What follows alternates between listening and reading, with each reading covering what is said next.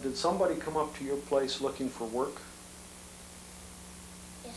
And who was that? 3 Mexicans.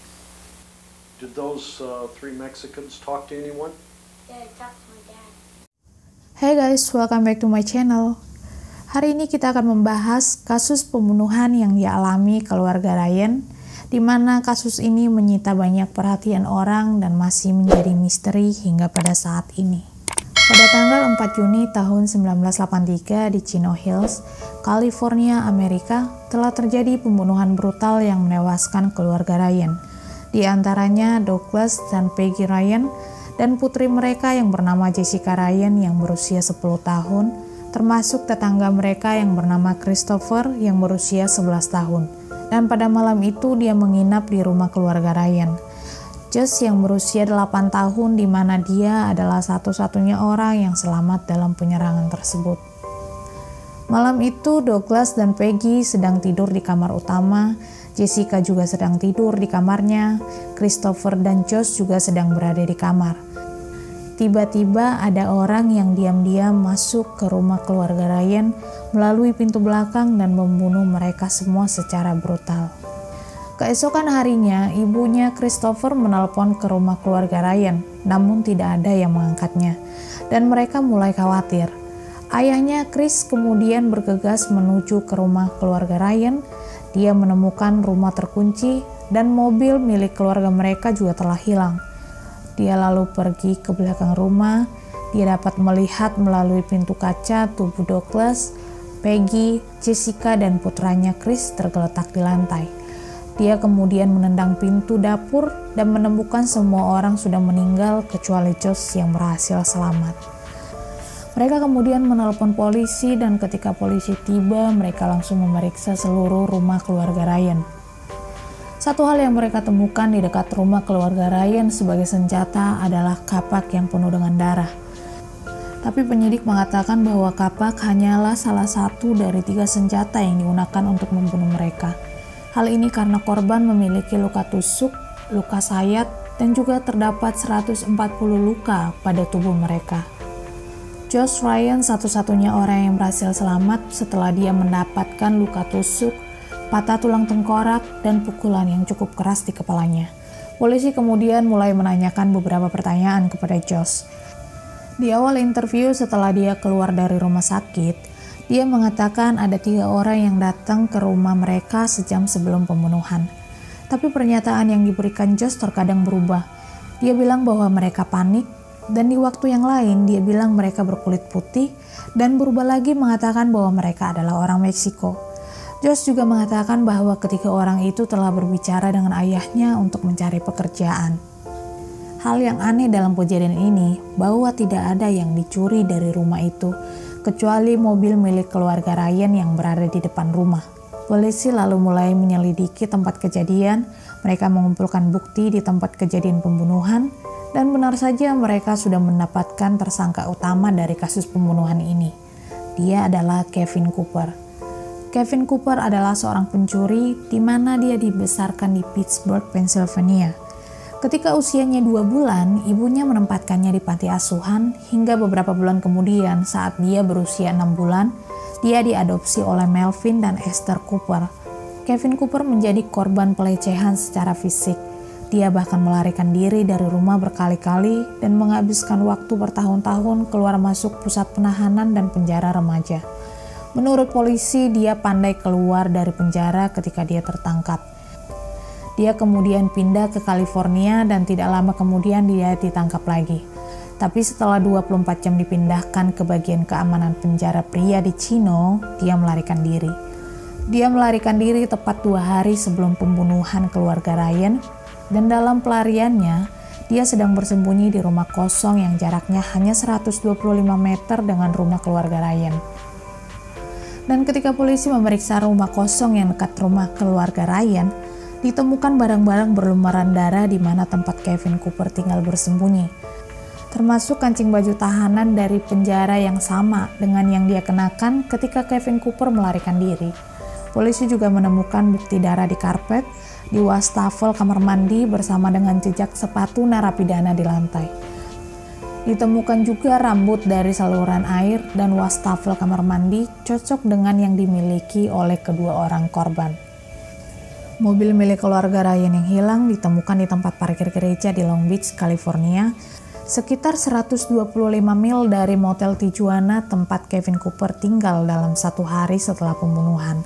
Polisi juga menemukan rambut di dalam mobil tersebut, di mana rambut itu cocok dengan rambut Kevin Cooper.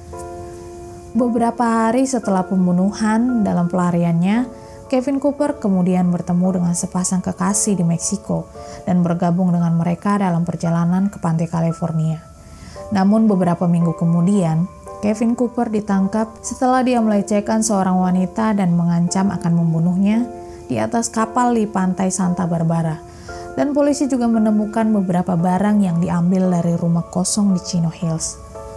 Dalam persidangannya, Kevin Cooper mengakui kalau dia memang tinggal di rumah kosong itu, tapi dia membantah telah terlibat dalam pembunuhan keluarga Ryan. Dia juga bilang kalau dia tidak ingin mengambil tanggung jawab atas tindakan kriminal yang tidak dia lakukan. Dalam kasus ini, lebih dari 70 polisi dan detektif berjalan masuk ke dalam rumah keluarga Ryan, di mana telah menghancurkan banyak bukti yang sangat penting. Mereka juga memutuskan menghapus tempat kejadian tepat setelah Kevin Cooper dijadikan tersangka utama. Jadi mereka membersihkan seluruh TKP dan semua tanpa mendapatkan bukti lebih lanjut. Mereka juga meletakkan bukti di sebuah ruangan tanpa adanya pendingin ruangan yang menyebabkan bukti tersebut menjadi rusak atau terganggu. Ketika Josh Ryan pertama kali melihat foto Kevin Cooper di televisi setelah penangkapannya, dia bilang kepada neneknya yang bernama Mary Howell bahwa Kevin Cooper bukanlah pembunuhnya. Hal ini diungkapkan neneknya Josh. Mary juga bilang kalau dia tidak percaya bahwa Kevin Cooper melakukan pembunuhan ini seorang diri. Mengingat mereka ada 5 orang korban, jadi mereka tidak mungkin mengantri menunggu giliran untuk dibunuh. Setelah penangkapannya, Kevin Cooper tidak terima dengan dijadikan tersangka, dan dia percaya bahwa itu adalah salah dan merasa dia telah dijebak. Namun Kevin Cooper dijatuhi hukuman mati pada bulan Januari tahun 2004. Kevin Cooper tetap memperjuangkan bukti DNA dan dia mendapatkan persetujuan seperti yang diharapkan untuk menguji DNA lebih lanjut, dan itu sudah ditetapkan untuk dilakukan pengujian tambahan, tapi mereka tetap belum melakukannya. Jadi orang-orang masih menunggu, Kevin Cooper juga masih menunggu mereka melakukan itu, karena pengujian tambahan ini bisa membuktikan dia tidak bersalah atau dia bersalah dalam kasus pembunuhan ini.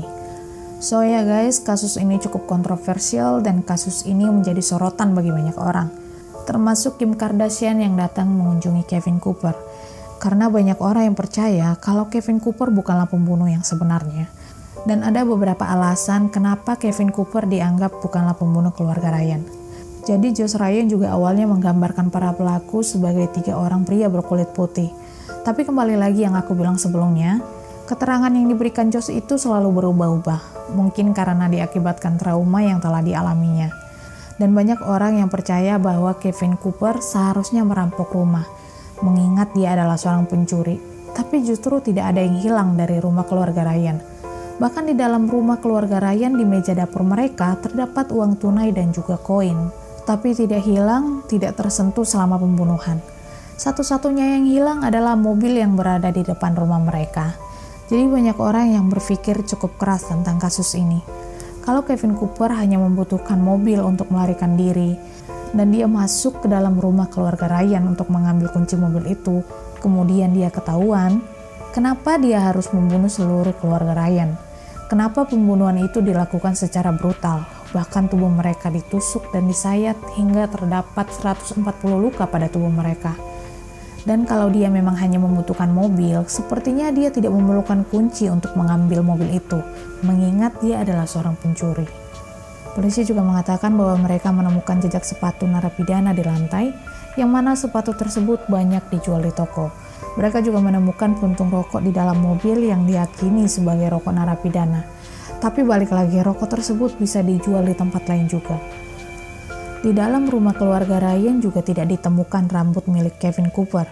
Tapi Jessica Ryan ketika ditemukan dia memegang rambut berwarna coklat yang mana tidak cocok dengan rambut Kevin Cooper karena rambutnya berwarna gelap. Jadi tidak ada yang tahu rambut siapa yang ada di tangan Jessica. Bukti nyata yang ditemukan polisi di rumah kosong tempat persembunyian Kevin Cooper yaitu tetesan darah di dinding yang bahkan tidak bisa dilihat di foto TKP. Mereka mencocokkannya dengan Kevin Cooper dan tipe darahnya memang sama. Tapi bisa juga cocok dengan tersangka lain yang golongan darahnya sama dengan Kevin Cooper.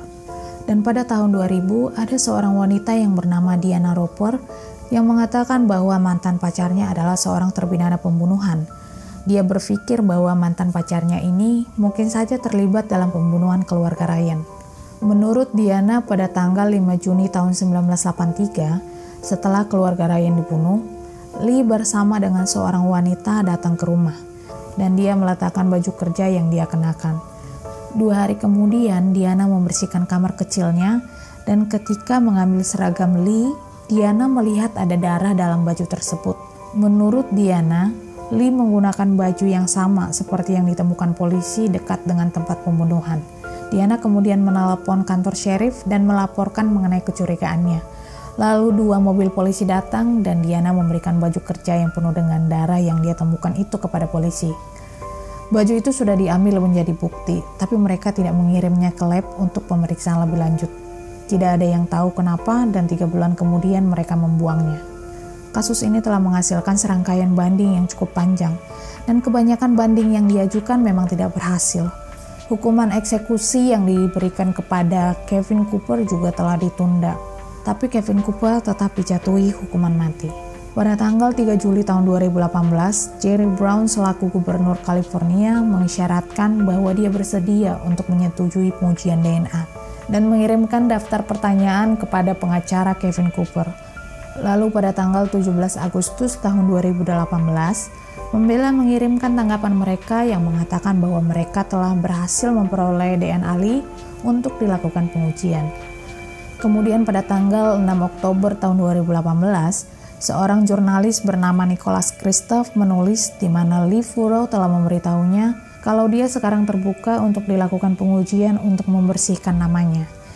Hingga pada bulan Desember tahun 2018, Gubernur California Jerry Brown memerintahkan pengujian DNA baru dalam kasus Kevin Cooper. Tetapi hingga pada tahun 2020, pengujian DNA masih tetap berlangsung. Jadi ini adalah informasi yang aku dapatkan, dan ya kasus ini memang cukup panjang. Dan bahkan masih menjadi misteri hingga pada saat ini. Banyak orang yang berharap mereka dapat segera mengetahui siapa sebenarnya yang telah melakukan pembunuhan terhadap keluarga Ryan, dan berharap mereka dapat menangkap orang yang benar-benar melakukannya. Anyway, thank you guys for watching dan sampai jumpa di video selanjutnya.